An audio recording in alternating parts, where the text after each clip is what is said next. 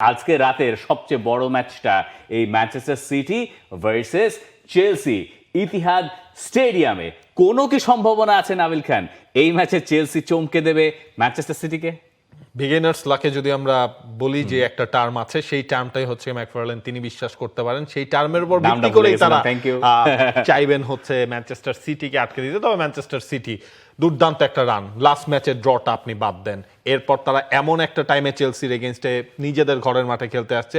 Back of the mind তো বেশ কিছু জিনিস তাদের কাজ করছে। 2021 সালের পর থেকে চেলসি কখনো ম্যানচেস্টার সিটিকে হারাতে পারেন নাই, সুতরাং সিটি তো আসলে ফেভারিট। রড্রি হচ্ছে গিয়ে আপনার এই দলটার সাথে ফিরে গেছেন, আপনার ডোকু হচ্ছে গিয়ে এই দলটা ইনজুরিতে ছিলেন, তিনিও হচ্ছে গিয়ে ডোকুও ফিরেছেন।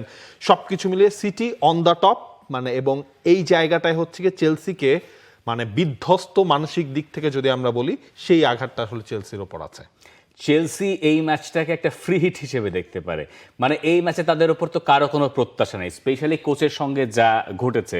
মানে এইটা নিয়ে তো আমরা আলোচনা করার সুযোগ পাই না, কারণ বৃহস্পতিবারে তিনি বরখাস্ত হয়েছেন। আমরা একটা আভাস দিয়ে রেখেছিলাম এরকম কিছু হতে যাচ্ছে হতে পারে, কিন্তু তখনও পর্যন্ত আমার আসলে বিশ্বাস হচ্ছিল না যে এনজো মারেস্কাকে এইভাবে মাঝ পথে চেলসি ছেড়ে দেবে বা চেলসি ছেড়ে তিনি চলে যাবেন। এখন আমরা পরিষ্কার করে জানি না যে চেলসির কোচের সঙ্গে তাদের যে শেষটা হয়েছে সেই শেষটা কোন বিন্দুতে হয়েছে, মানে মারেস্কা চলে গেছেন নাকি মারেস্কাকে ছেড়ে দিয়েছে। কিন্তু আপাত দৃষ্টিতে মনে হচ্ছে যে মিউচুয়াল আন্ডারস্ট্যান্ডিং এই দুপক্ষ সরে গেছে, যেটাকে মোটামুটি ভাবে মনে হচ্ছে যদি বনিবনা না হয়, মানে একজনের সঙ্গে আরেকজনের বা এক পক্ষের সঙ্গে আরেক পক্ষের, তাহলে সেটা হওয়াটাই বোধহয় ক্লাবের জন্য ভালো।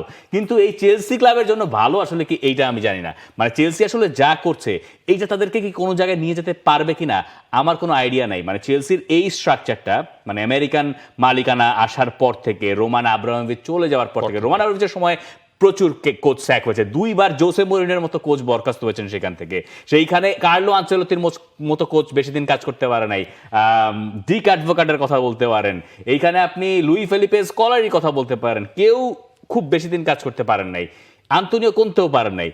কিন্তু তারা অন্তত পক্ষে এই ব্যাপারটা মেকশিওর করেছিল যে একজন কোচ বরখাস্ত করলে আমি ওই কোয়ালিটিরই আরেকজন কোচ নিয়ে আসবো। কিন্তু চেলসি আসলে যা করছে, এনজো মারেস্কাকে প্রথমে যখন কোচের দায়িত্ব দেওয়া হলো তখন তিনি আসলে তার এক্সপিরিয়েন্স বলতে কি আছে, তখন তার এক্সপিরিয়েন্স বলতে ছিল শুধুমাত্র লেস্টার সিটি, মানে হামজা চৌধুরীদেরকে নিয়ে চ্যাম্পিয়নশিপ থেকে প্রিমিয়ার লিগে ওঠানো। কিন্তু তাদের প্ল্যানটা ছিল এরকম যে তরুণ একজন কোচকে দিয়ে তরুণ একটা টিমকে তারা চালাতে চায়। এরপরে সেই কোচ প্রথম সিজন মোটামুটি ভালো করলেন, দ্বিতীয় সিজনে এসে তিনি মানে প্রথম সিজন তো টপ 4-এ নিয়ে গেলেন, এরপরে দলকে ক্লাব ওয়ার্ল্ড কাপ জেতালেন, কনফারেন্স লিগ জেতালেন। এবং এইবার যখন তার পারফরমেন্স ডাউন হতে থাকলো নভেম্বরের শেষ দিকে এসে, তখন আমরা শেষ হতে বলছিলাম না যে আমরা বুঝতে পারছি না সমস্যাটা আসলে কোন জায়গায়। সমস্যাটা আসলে এই জায়গাতেই ছিল, ম্যানেজমেন্টের সঙ্গে চেলসি কোচের। দেখেন, এই মানে চেলসিকে আমরা 2 সিজন হচ্ছে চ্যাম্পিয়ন্স লিগেও দেখি নেই একটা সময়। এরপর হচ্ছে মার্সকা আসলেন, মার্সকা এসে চেলসিকে ওই চ্যাম্পিয়ন্স লিগে ফেরালেন, কনফারেন্স লিগ জেতালেন, ক্লাব ওয়ার্ল্ড কাপ জেতালেন। এরপর ধরেন হচ্ছে এই সিজনেও তো চেলসির শুরুটা কিন্তু খুব একটা খারাপ হয়নি, কিন্তু শুরু থেকেই চেলসিকে কি কি জিনিস আসলে ফেস করতে হচ্ছিল, যে স্কোয়াড রোটেশন, এত লম্বা স্কোয়াড সিজনের আগে থেকে, এরপর স্কোয়াড রোটেশন, আনপ্রেডিক্টেবল টিম, এই জিনিসগুলো আসলে তাকে ফেস করতে হচ্ছিল। তারপরও কিন্তু আর্সেনালের মতো টিমকে এই চেলসির এই এনজো মারেস্কার দলেই কিন্তু আটকে দিয়েছিল। এবং তারপরে তিনি ম্যানেজার অফ দ্য মান্থ হয়েছিলেন, নভেম্বরের ম্যানেজার অফ দ্য মান্থ, ডিসেম্বরে পেয়েছিলেন পুরস্কারটা হাতে। ওই আর্সেনালকে আটকে দেওয়ার আগে তিনি বার্সেলোনাকে হারিয়েছেন চ্যাম্পিয়ন্স লিগে। এরপরে ধারাবাহিক বাজে পারফরমেন্সের কারণে তিনি একটা সময় চাপে পড়লেন এভারটনের সঙ্গে। স্টেটমেন্ট দেয় যে এরকম যে আমি আসলে সমর্থন পাচ্ছি না। তখনও কেউ বুঝতে পারে নাই যে সমর্থনটা তিনি কোথা থেকে পাচ্ছেন না। এরপরে আমরা গিয়ে না এখন বুঝলাম যে চেলসি আসলে এমন কোচ চায় যে বলবে জি হুজুর, মানে যেটা এখন খুব ভালো মতো বলা হচ্ছে যে ইয়েস স্যার টাইপ একজন কোচ খুঁজছে। এবং সেই কোচের তালিকায় পরের জন কে? স্ট্রাসবুর্গের কোচ। এবং স্ট্রাসবুর্গের কোচ তিনি যখন আসবেন তার প্রিমিয়ার লিগের কোনো এক্সপিরিয়েন্স নাই। তিনি এর আগে কিছুদিন কাজ করেছিলেন ইংল্যান্ডে, কিন্তু প্রিমিয়ার লিগ এক্সপিরিয়েন্স তার নেই। না তিনি খেলেছেন, না তিনি কোচিং করিয়েছেন। মানে ওই জায়গায় এনজো মারেস্কার যে প্রোফাইল ছিল সেই প্রোফাইলের চেয়েও নিচের একজনকে নিয়ে আসা হচ্ছে, যে স্ট্রাসবুর্গ আবার চেলসির এই যে কি বলে বিজনেস মডেল, তার ভেতরের একটা ক্লাব। এখন চেলসির এই যে মডেল, এই মডেল দিয়ে চেলসি আসলে কই যাবে? মানে আমি চেলসি সমর্থকদের ভেতরে যে হতাশা দেখেছি স্পষ্ট, সেটা বাংলাদেশি সমর্থক বলেন, সেটা দেশের বাইরের সমর্থকেরা বলেন, মানে ওনারা বুঝতে পারছেন না যে এই ক্লাবের আসলে গতিটা কি হবে। আপনি প্রতিবার প্রজেক্টে থিতু থাকছেন ভালো কথা, কিন্তু আপনার কোচকে যখন বলে দেন কেউ যে আপনি এই প্লেয়ারকে এতদিন ব্যবহার করতে পারবেন বা পারবেন না, এটা হইতে পারে কিন্তু যে ধরেন কোল পালমারকে যখন বারবার সাবস্টিটিউট করিয়েছেন এনজো মারেস্কা, তখন স্ট্যামফোর্ড ব্রিজের সমর্থকেরা দুয়ো দিচ্ছেন এবং বলছেন, গান গাইছেন যে তুমি জানো না তুমি কি করছো। এখন ওই দায় তো আসলে এনজো মারেস্কার না, ওই দায় ছিল আসলে মেডিকেল টিমের। মেডিকেল টিম তাকে বলেছে তুমি আজকে কোল পালমারকে ব্যবহার করতে পারবা 60 মিনিট, এর বেশি না। এবং চেলসির যে হায়ারার্কি সেটা চলছে এইভাবে যে মেডিকেল যা বলবে, অমুকে যা বলবে, যেই প্লেয়ারে খেলাইতে বলবে ম্যানেজমেন্ট, সেই প্লেয়ারকে ওই কোচের জি হুজুর বলে মেনে নিয়ে খেলাইতে পারতে হবে। এর বাইরে যখন আপনি কিছু ঘটাবেন তখন আপনাকে এইভাবে বিদায় নিতে হবে। আর বিদায় নেওয়ার প্রক্রিয়াটা দেখেন, প্রথমে হয়তো এনজো মারেস্কা চিন্তা করছেন ঠিক আছে আমি জি হুজুর টাইপে থাকি, কিন্তু আমি যখন দেখলাম আমি দলকে চ্যাম্পিয়ন্স লিগে নিয়ে গেছি, আমি কনফারেন্স লিগ জিতেছি, আমি ক্লাব বিশ্বকাপ জিতেছি, এখন তো আমি একটু পাওয়ার নেব, মানে আমি তখন দুটো কথা বলবো। এইটা তো চেলসি ম্যানেজমেন্টের সহ্য হয় নাই। এবং দেখেন ওই হিসেব করে কিন্তু তিনি এই যে সাইনিং গুলা সেগুলোও কিন্তু তিনি করিয়েছিলেন। তার কিন্তু সাইনিং না, এখন বোঝা যাচ্ছে এক্স্যাক্টলি সেটা হচ্ছে কি আপনার হলো গার্নাচো হচ্ছে গিয়ে এই দলটার মধ্যে আসলো, গার্নাচোকে অন এন্ড অফ হচ্ছে কি আমরা দেখলাম ম্যাচ খেলছেন, তাকে সাবস্টিটিউট বেঞ্চ থেকে ইউজ করা হচ্ছে। তবে এটা হচ্ছে একটা মানে হুট করে আমার মনে হয় চেলসির জায়গাটা এমন পর্যায়েও আসে নাই যে সিজনের এই আপনার মাঝখানের জায়গাটাতে এসে এনজো মারেস্কার মতো কোচকে স্যাক করিয়ে দিতে হবে। এবং এখন হচ্ছে তারা দায়িত্বটা কাকে দিয়েছেন, তাদের আন্ডার 21-এর যিনি কোচ ছিলেন তাকে হচ্ছে দিয়েছেন, যার এর আগে কখনো প্রিমিয়ার লিগের কোনো ক্লাবের হয়ে কোচিং করানোর অভিজ্ঞতা নাই। তাকে হচ্ছে প্রশ্ন করা হয়েছিল যে আপনার প্রথম ম্যাচ এবং প্রথম ম্যাচে আপনার প্রতিদ্বন্দ্বী ডাগ আউটে থাকছেন, তার হচ্ছে অলমোস্ট প্রায় 1100 মতো প্রিমিয়ার লিগের ম্যাচ হয়ে গেছে। তিনি সেটা আসলে ক্যালাম ম্যাকফারল্যান্ড তিনি বলে দিয়েছেন যে এই ম্যাচটা পেপ গার্দিওলা ভার্সেস আমার নয়, এই ম্যাচটা হচ্ছে চেলসি ভার্সেস ম্যানচেস্টার সিটির ম্যাচ। এবং তিনি তার ফুটবলারদের ফুল ফ্রিডম দিয়ে রাখছেন যে তোমাদের যেটা ভালো মনে হয় তোমরা এই ম্যাচে সেটা করতে পারবে। কারণ খুব স্বাভাবিকভাবে আপনি এই প্লেয়ারদেরকে দেখেছেন কয়দিন, 1 তারিখে হচ্ছে গিয়ে যে স্যাক হলো, 2 দিন হচ্ছে গিয়ে আপনি সময় পেয়েছেন এই দলটাকে নিয়ে কাজ করতে। তার উপরে আপনি আবার বয়স ভিত্তিক দলের কোচ, যদিও তার প্রোফাইল বলছে যে তিনি একসময় ম্যানচেস্টার সিটিতে কাজ করেছিলেন বছর 3 জন্য। আমার প্রথম ম্যাচ বা গার্দিওলার দলের বিপক্ষে ম্যাচ এভাবে না ভেবে এটা বুঝতে হবে লড়াইটা চেলসি ভার্সেস সিটির, 2 সেরা দলের লড়াই। আমরা সেখানে যাব এবং লড়ব। আমি এটা বলবো না যে আমাদের কিছু হারানোর নেই, বড় দলের সাথে আমরা যেভাবে খেলেছি সেই লেভেলটা ধরে রাখতে হবে। এই জায়গায় এই সিজনে মারেস্কা খেলেছিল, হ্যাঁ বড় দলের সাথে ধরেন হচ্ছে মারেস্কা তো কোচ ছিলেন, খেলেছিলেন তো ফুটবলাররা। তিনি যেটা মিন করতে চেয়েছেন যে এই সিজনে বড় দলের হিসেবটা যদি আপনি করেন, আপনি লিভারপুলের এগেইনস্টে খেলেছেন, লিভারপুলের এগেইনস্টে আপনি জিতেছেন, আপনি হচ্ছে আর্সেনালের এগেইনস্টে আপনি ম্যাচটা ড্র করেছেন।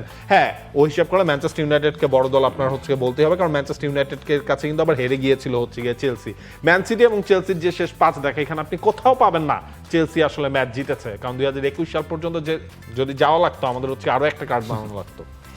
এই যে না জেতা চেলসির, এই বৃত্ত থেকে চেলসি ফিরতে পারবে বা এই বৃত্ত ভেঙে তারা বেরোতে পারবে বলে এরকম কোনো ইঙ্গিত আমাদের কাছে এই মুহূর্তে নাই। যদিও অনেকে আবার এইটার পরে যদি চেলসি হারিয়ে দেয় এটার শেয়ার দিয়ে বলবেন যে হা হা হা হা চেলসি হারিয়ে দিয়েছে। এটা মানে এই চেলসির যে ডাউনফল মানে শেষ কয়েকটা মাসে মানে নভেম্বরের পরে, এটা হচ্ছে যে বার্সেলোনাকে হারানোর পর থেকে আসলে আর্সেনালকে সঙ্গে ড্র করলো, এরপর থেকে তাদের এটা শুরু হলো। মানে চেলসি সমর্থকেরা নিজেরাও জানেন না, মানে আনন্দ সেদিন একটা কথা বলছে না যে নিজেরাও জানেন না ওনারা কি চান। এটা আমার কাছেও মনে হয় চেলসি ম্যানেজমেন্টও জানে না যে চেলসি আসলে কই যায় আর কই যেতে পারে। চেলসির এই ম্যাচ নিয়ে তাই প্রেডিক্ট করা ওই অর্থে হয়তো উচিত হবে না, কিন্তু ম্যানচেস্টার সিটি তারা কোনোভাবেই এইখানে পয়েন্ট খোয়াতে চাইবে না। স্পেশালি শিরোপা রেসে আপনার থাকতেই হবে। স্পেশালি সান্ডারল্যান্ডের সঙ্গে ড্র করার পরে এই ম্যাচে যদি পেপ গার্দিওলার দল কোনোভাবে হোঁচট খায়, সেটা তাদেরকে লিগের টাইটেল রেস থেকে একরকম বোধ হয় কার্যত না মানে অনেক দূর থেকে হয়তো মানসিকভাবে কিছুটা পিছিয়ে দেবে। এবং গার্দিওলা তিনি যেটা বলছেন এই ম্যাচের আগে, তিনি যখন আসলে শুক্রবার কথা বলছিলেন তখনও চেলসি নতুন কোচ কে হবে সেটার কোনো ডিক্লারেশন আসে নাই। সুতরাং তিনি বলছেন আমরা নিজেদের নিয়েই ভাবছি, চেলসি আর ব্রাইটন ম্যাচ রয়েছে সামনে, নিজেদের কি করতে হবে সেটাই সবার ভাবনা। চেলসির সাথে খেলা সবসময় বিপজ্জনক, অবশ্য প্রিমিয়ার লিগের প্রতি ম্যাচই তাই। এই প্রেস কনফারেন্সে গার্দিওলা বলছেন ভাই আমি ওদের নিয়ে কি কথা বলবো, মানে ওরা কোন ধরনের ফুটবলটা খেলবে বা কোন কোচের আন্ডারে, এক একটা কোচের এক এক রকমের আসলে খেলার ধরন থাকে। গার্দিওলা তো সেটাই জানতেন না তখন পর্যন্ত, পরশুদিন পর্যন্ত, যে কে কোচ হচ্ছেন, তার প্লেইং ফিলোসফি কি, তার হচ্ছে আপনার স্টাইল কি, সুতরাং তিনি নো কমেন্টস মুডে চলে গিয়েছিলেন। এই যে এখন বোঝা যাবে হয়তো এই ম্যাচের পরে আমরা লিয়াম রোজনিয়ারকে দেখব, যিনি এই মুহূর্তে স্ট্রাসবুর্গে আছেন, যার দলের খেলাও আছে ফ্রেঞ্চ লিগ আতে, এরপরে হয়তো আমরা তাকে দেখব। তো ম্যানচেস্টার সিটি আর চেলসি ম্যাচের প্রেডিকশন কি দাঁড়াচ্ছে নাবিল খান? ম্যানচেস্টার সিটি কত? 3-0। 3-0 আমার কাছে তাই মনে হয়, 3-0টাই। তবে ম্যান সিটির এর্লিং হল্যান্ডকে ছাড়া এই ম্যাচটা ম্যান সিটি যদি জিততে পারে, দরকার হবে, কিন্তু অত বেশি বোধহয় নির্ভর করতে চাইবে না এর্লিং হল্যান্ডের উপরে ম্যানচেস্টার সিটি, যারা শেষ ম্যাচে ড্র করেছিল সান্ডারল্যান্ডের সঙ্গে। রাতে অবশ্য প্রিমিয়ার লিগে আরও ম্যাচ রয়েছে। ম্যানচেস্টার ইউনাইটেড তারা খেলবে লিডসের বিপক্ষে সন্ধ্যাবেলায়। প্রিমিয়ার লিগের সেই মিশনটা শুরু হচ্ছে তাদের। এইটা একটা ওল্ড রাইভালরি, যারা জানেন তারা তো জানেন, এবং প্রিমিয়ার লিগের অন্যতম বিখ্যাত বা কুখ্যাত রাইভালরির ভিতরে একটা Manchester United versus Leeds United, বা এভাবে ঘুরিয়ে বলা উচিত লিডস ভার্সেস ম্যানচেস্টার ইউনাইটেড। ফুলহ্যামের মাঠে খেলতে যাবে লিভারপুল, যে লিভারপুল এই মিডউইকে একটা হতাশা ড্র করেছে।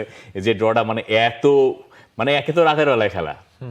আপনি যদি লিভারপুলের খেলাটা দেখেন, আপনার যদি ইনসোমনিয়া থাকে, এটা মোটামুটি ঠিক হয়ে যাবে লিভারপুলের শেষ ম্যাচটা যদি আপনি দেখে থাকেন। লিভারপুল ধরন হচ্ছে টানা জিততেছিল, হঠাৎ করে এসে আবার একটু ধাক্কা খেলো। এই যে আবার এখন নতুন বছরে তারা গুছিয়ে ওঠার চেষ্টা করবে। যাই হোক, প্রিমিয়ার লিগের এই প্রেডিকশনগুলো আপনার কাছে জানতে চাই। For more updates, subscribe to our YouTube channel and click on the bell icon. Follow us on Facebook and Instagram. Download T-Sports app to enjoy exciting games and highlights. Visit tsports.com.